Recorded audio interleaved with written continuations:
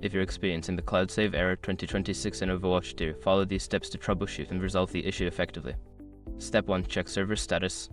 Visit the official Overwatch 2 server status page to see if there are any ongoing server issues. If the servers are down, you may need to wait until they are back online. Step 2. Restart the game. Close Overwatch 2 completely and restart it. This can help refresh the connection to the servers and may resolve temporary glitches causing the error. Step 3. Verify game files. If you're playing on PC, use the Battle.net launcher to scan and repair your game files. This process can fix corrupted files that might be causing the cloud save error. Step 4. Clear cache. For console players, clearing the cache can help. Power off your console, unplug it for a few minutes, then plug it back in and restart. This can resolve issues related to save data. Step 5. Contact support.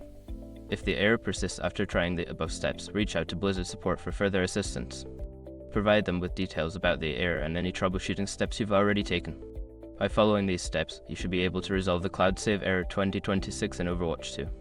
If problems continue, don't hesitate to seek help from the game's support team.